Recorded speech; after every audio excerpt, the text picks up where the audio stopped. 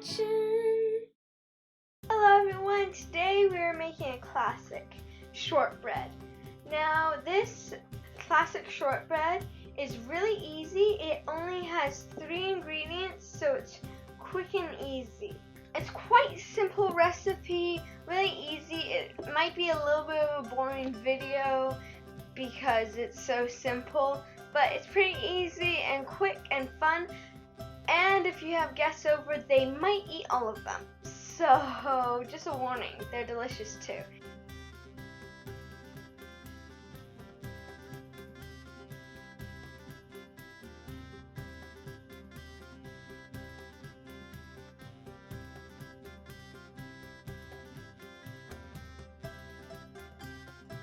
Now, even though ours was a little bit crumbly today, a little bit it wasn't so bad that, because sometimes if it's more on the crumbly side, like really crumbly, you have to put some butter on your hands.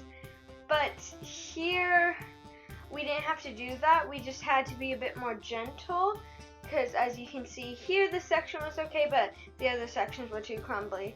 It kind of looks like breadcrumb.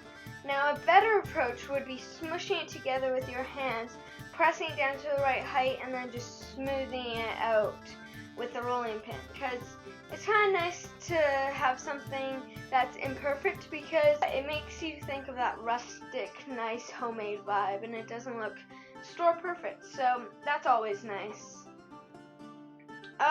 Once it's on the actual pan, you don't need to space it out too much, because it doesn't really expand or flatten out. The holes here are for the steam, but you need to be a little careful, because as you can see, it starts to crack if you press down too hard. If you bake it, some ovens vary.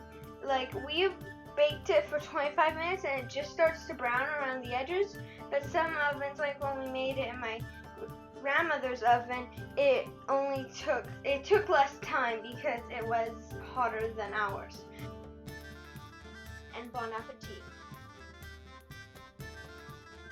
Please like and subscribe. Thank you.